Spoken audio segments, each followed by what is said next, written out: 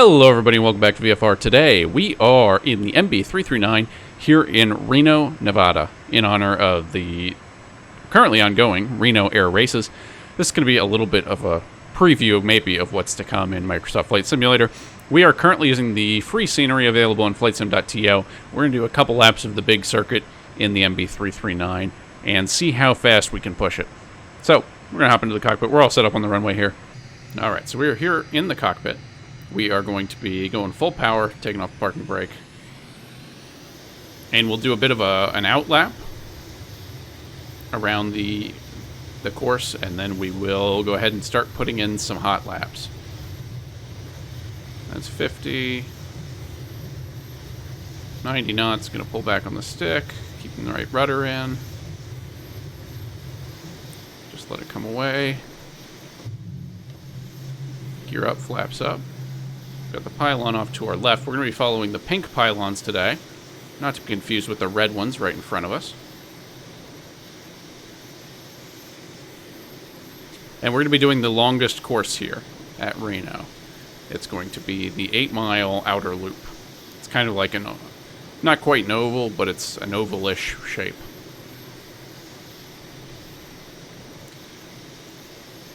So we're looking for the pink pylons, and we have these smaller ones that you can see passing off on our left, which kind of help us keep track of where we are between them. But the real key I've found here, as far as just the navigation aspect of it, is it's a lot like dogfighting. If you lose sight of where you're going, you've already basically lost. So we're just going to take it a little wide here. And the start-finish straight's going to be right here. Starting line is on the checkered tower.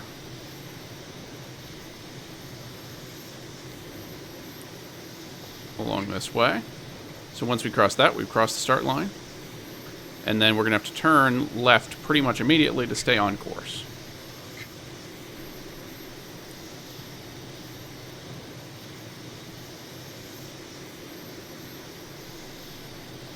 And again, it's very easy on that front straight to get a little turnaround and follow the red ones instead. Now you'll also see there are a bunch of shorter ones, shorter pylons, which show you the direction that the next one is in.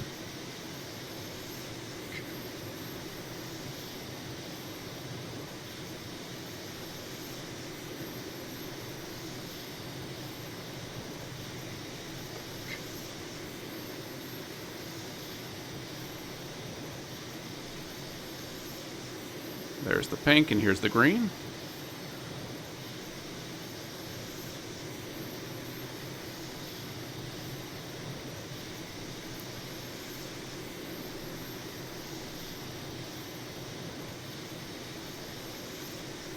And that is a lap of the Reno outer course.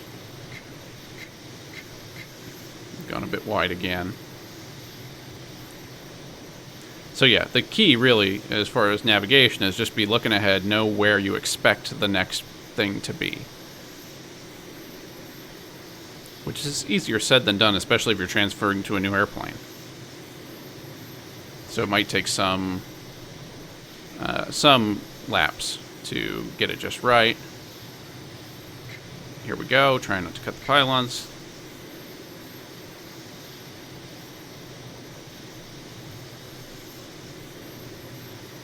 A little low.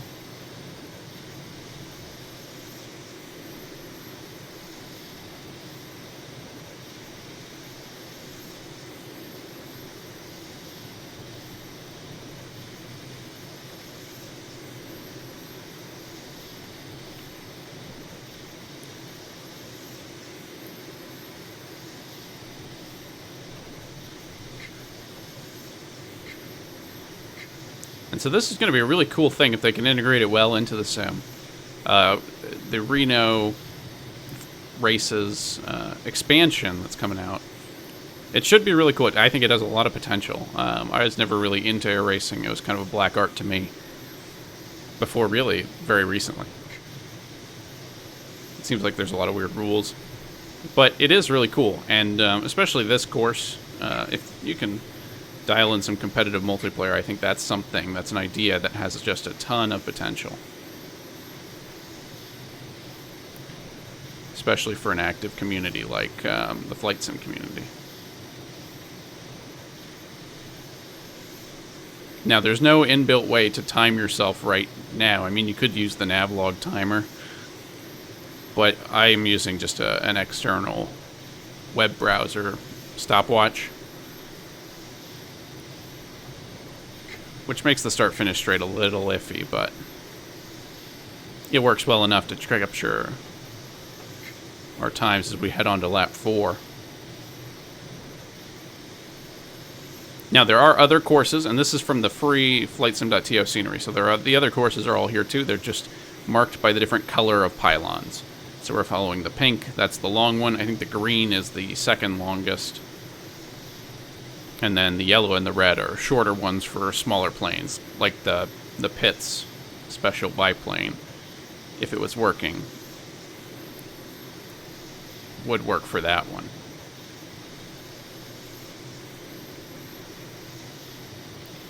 Coming around.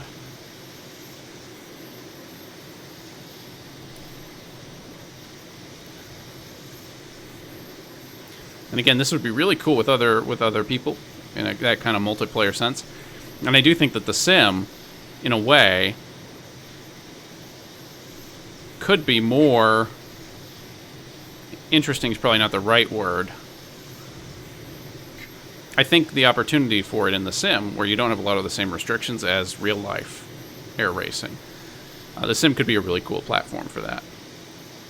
You could set up courses like this all over, especially if it was relatively easy to do for a third-party or a freeware scenery type deal. You could set up a pretty cool series, even, which I think would rock.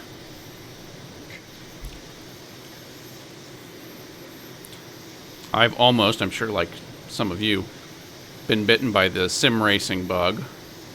Never quite bought in, but this scratches a somewhat similar itch.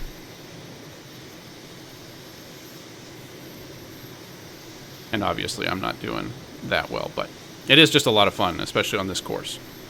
So tons of potential, but even just in the current state we have is fun.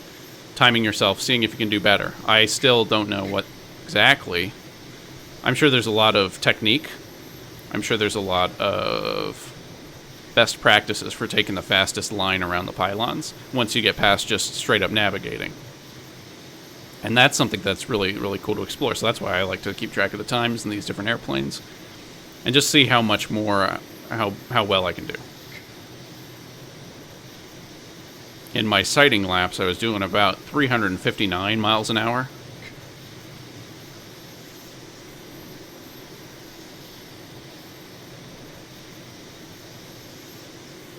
So we'll see if we can beat that today.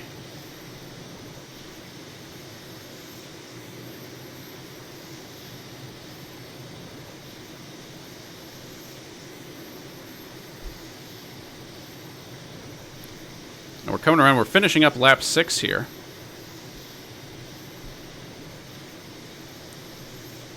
And that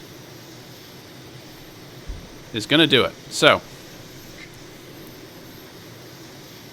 that's 6 laps around the course.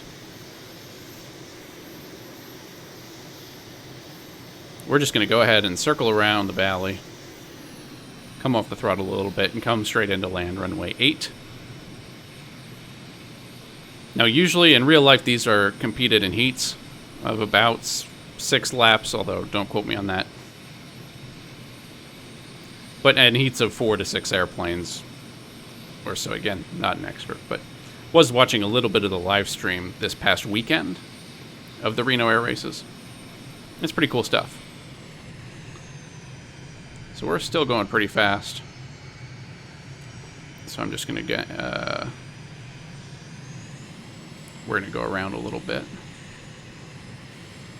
And this scenery is really cool too. Again, Freeware on Flightsim.to. I'll link it in the description below. And the MB-339. Now, what other airplanes could you do this in? I mean, the the first thought for me was the Pit Special, the biplane. The Extra could also work. Probably on one of the shorter tracks, but depends. The Got Gravel Vertigo, that's a mod of, I think, the JMB3 model. Not exactly sure, but that, the Vertigo, that's another Freeware airplane. Basically a souped-up version of that GA airplane. You can go like 300 knots. It's crazy. And a lot of fun. You can go real fast here. I'm looking at my times. I don't think I beat my times with the Vertigo in the MB-339. So I was faster with the Vertigo, but it was pretty close.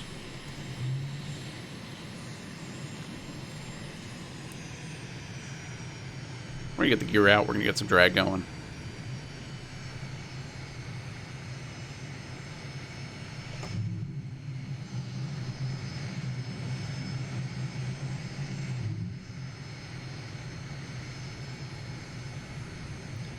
One knock of flaps.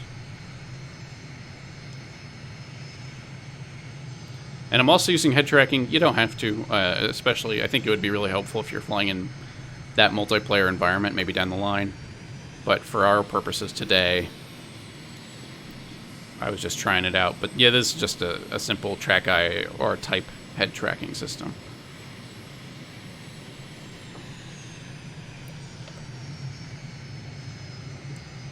So we're still pretty fast. But we're getting better.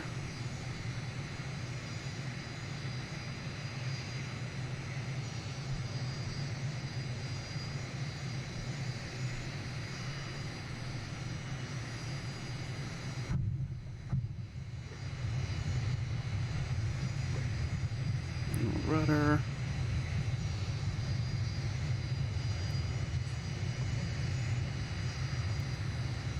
All right, we are down and not even my worst landing of the day.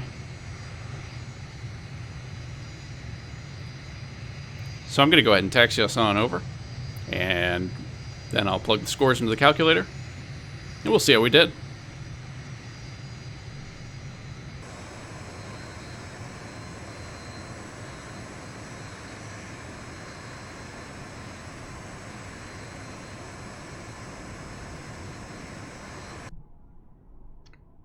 Alright, so the scores are in, and I've done much better this time. I must have had flaps out or something last time. We went an average of 443.9 miles per hour. The fastest lap was the last one, incidentally, which was a 1 minute 4 seconds, 0.228.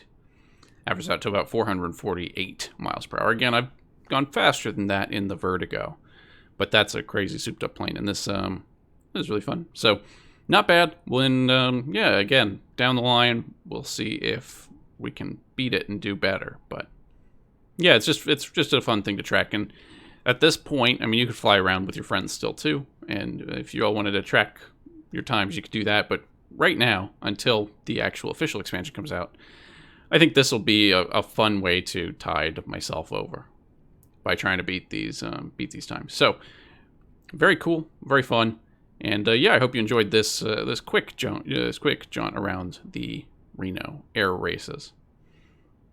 This has been VFR. Take it easy, y'all.